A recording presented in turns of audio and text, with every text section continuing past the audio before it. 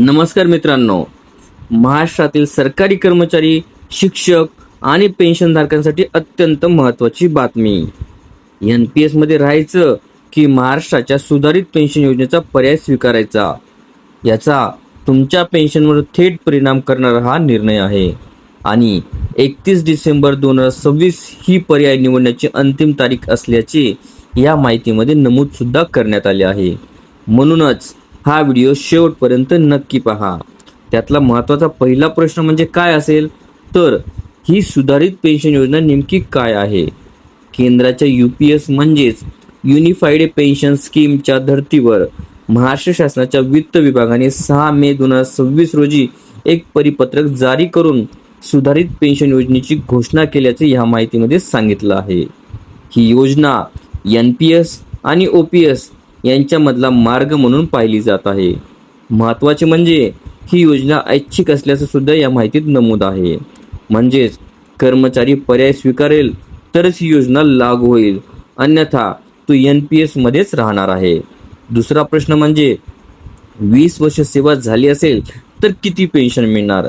या माहितीनुसार जर बघायचं झालं तर 20 वर्ष किंवा त्यापेक्षा जास्त सेवा असल्यास शेवटच्या वेतनाच्या म्हणजेच बेसिक प्लस DAच्या 50% इतकी पेन्शन ही मिळणार आहे. समजा उदाहरण जर पाहायचं गेलं तर शेवटचं बेसिक प्लस DA म्हणजे 80,000 जर असेल तर पेन्शन ही 40,000 रुपये प्रति महिना या कर्मचाऱ्याला मिळणार आहे. तसंच 10 ते 20 वर्ष सेवा असेल तर अशा कर्मचाऱ्यांना प्रमाणानुसार सुद्धा पेन्शन ही मिळणार आहे.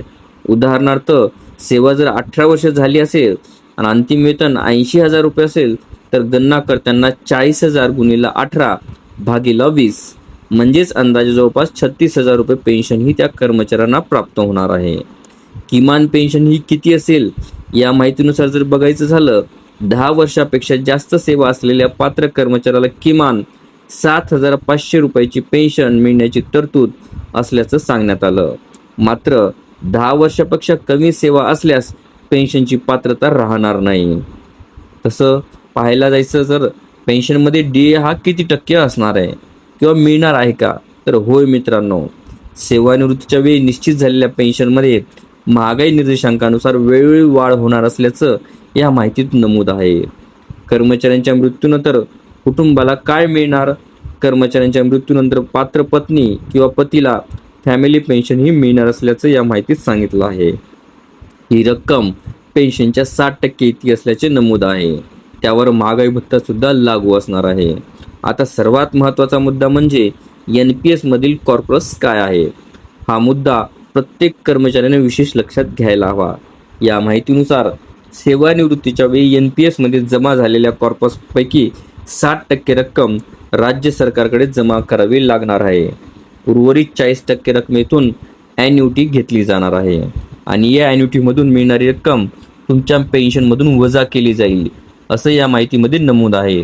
जर यापूर्वी NPS मधून काही रक्कम अंशतः काढली असेल तर ती रक्कम आणि त्यावरील 10% रक्कम 10% दराने व्याज परत करण्याची तरतूद असल्याचेही सांगण्यात आले.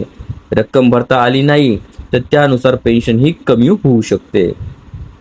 या माहितीनुसार योजना ही 1 मार्च 2024 पासून पूर्वलक्षी पद्धतीने लागू होणार असल्याने 1 मार्च 2024 नंतर सेवानिवृत्त झालेल्या पात्र कर्मचाऱ्यांना याचा लाभ घेता येऊ शकतो.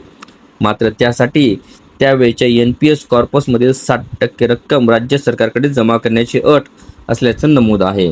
याचा फायदा हा कोणकोणत्या कर्मचाऱ्यांना मिळणार आहे तर यामध्ये राज्य शासनाचे कर्मचारी, जिल्हा परिषद कर्मचारी, अनुदानित शैक्षणिक संस्थांमधील कर्मचारी, कृषी विद्यापीठातील कर्मचारी आणि संबंधित बिगर सरकारी महाविद्यालयातील कर्मचारी यांना या योजनेचा लाभ हा मिळू शकतो.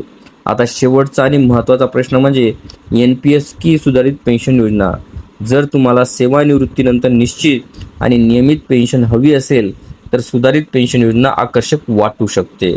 पण दुसरीकडे NPS मध्ये कॉर्पसमधील मोठी रक्कम एक रकमेने मिळण्याचा पर्याय नसतो. ही रक्कम गुंतवणूक करून त्यातील भविष्यात अधिक परतावा मिळण्याची शक्यता असू शकते.